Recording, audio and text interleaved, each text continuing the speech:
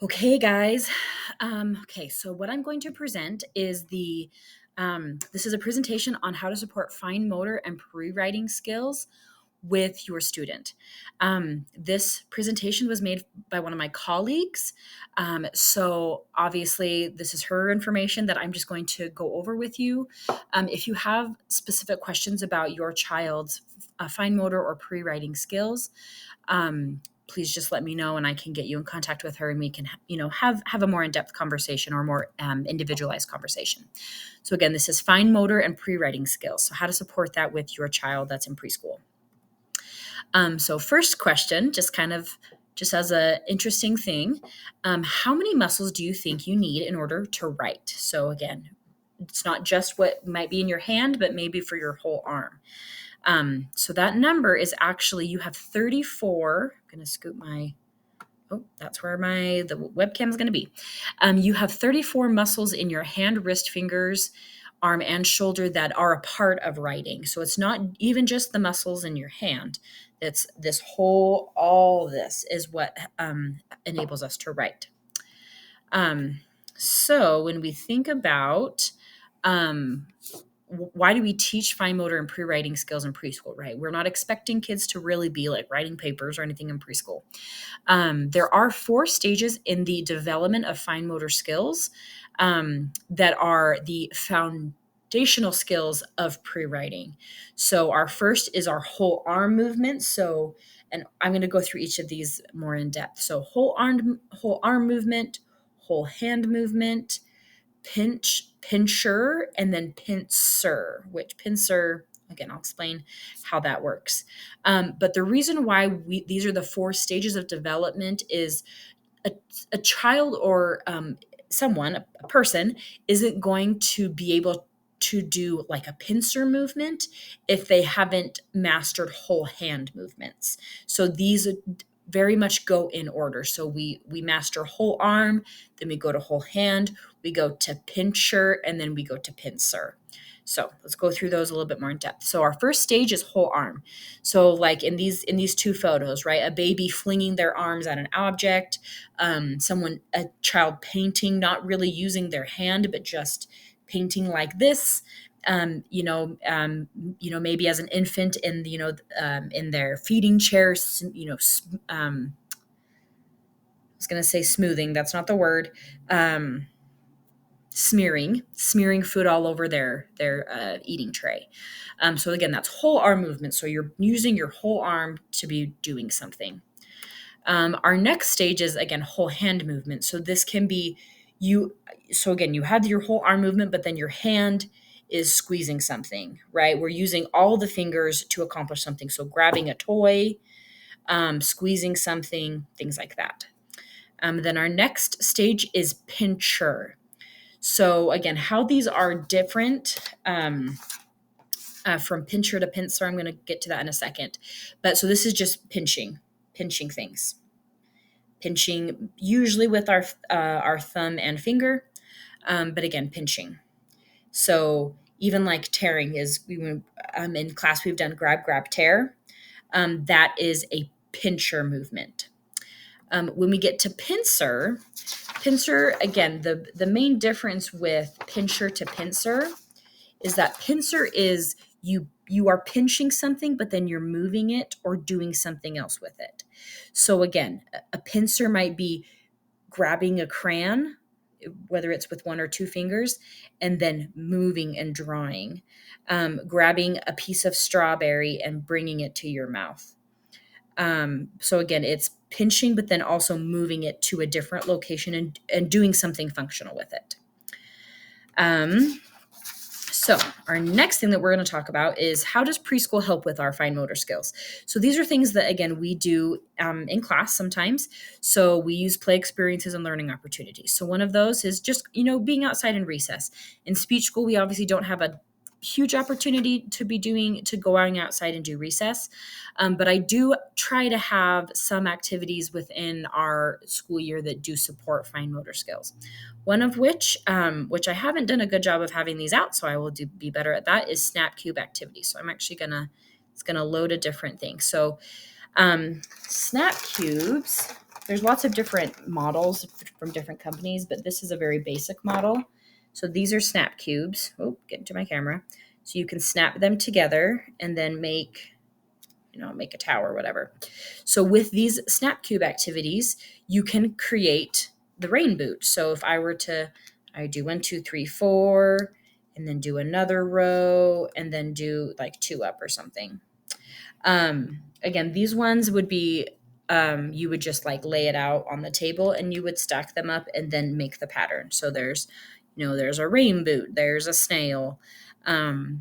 So those are, again, some snap cube activities. And how that supports that is, again, a kid has to pinch it and then put it together. So using 2 arms to have to connect something together.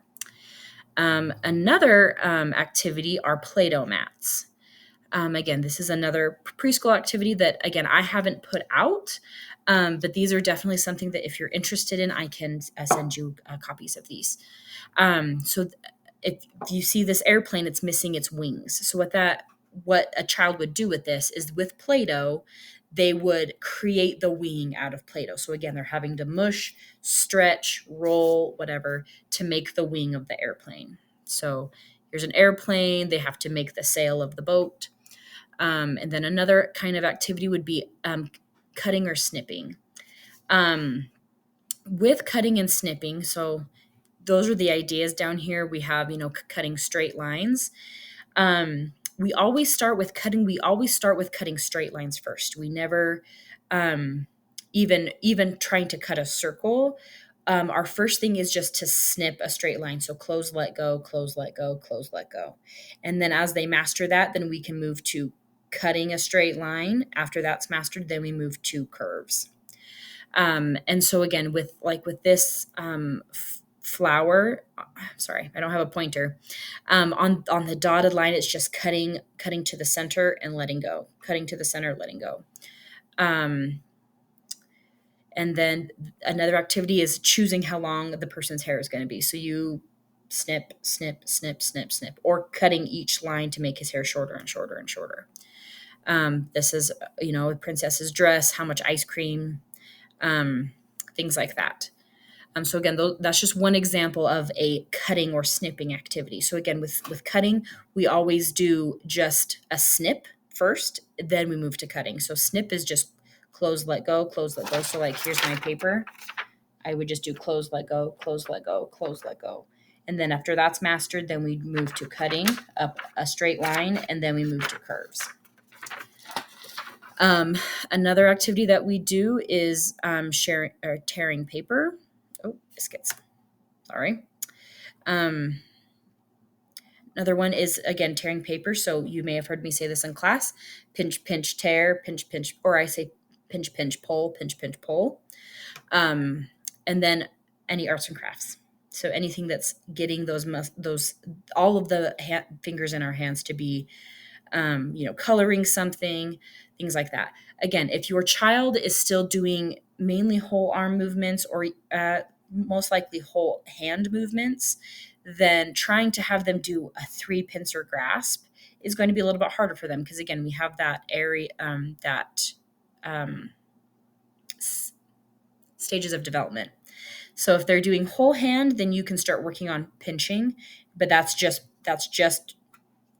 pinching something. So pinch, pinch, tear would be a great activity to do. Okay, our next slide. So how can you help your child, right? Giving lots of opportunities for a child to climb and crawl.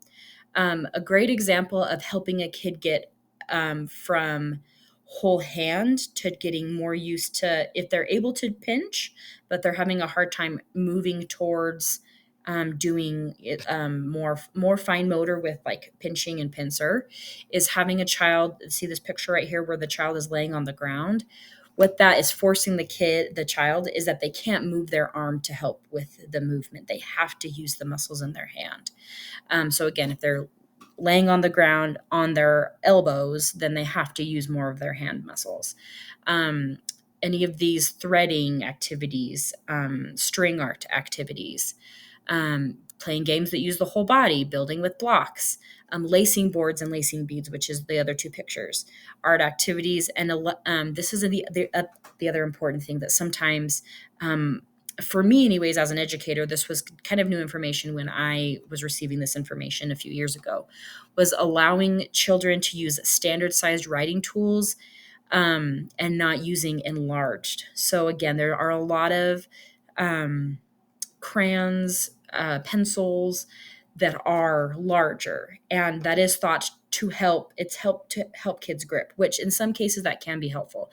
But if we're wanting to help improve their skills, actually we want to use smaller, mainly because it helps them fine tune and zone in on those, on using just these two or these three for the pincer movement. So using crayons broken in half, using golf pencils, things like that. Okay, that's it. So I'm going to, let's see, I'm not sure if I can do that. Okay.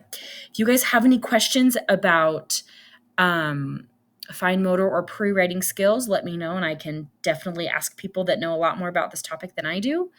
And then I will be sending out kind of a remind if you'd like me to send out any like of the snap cube, the Play-Doh, or the cutting ideas. I'd be happy to send those out in a mass email. So if you would like that, I'll be sending out a remind message. Or if you're watching this video and it's a few years since I recorded it, I would be happy to send those as well. Thank you guys. Hope this was informational and quite long. I apologize. But have a great rest of your day.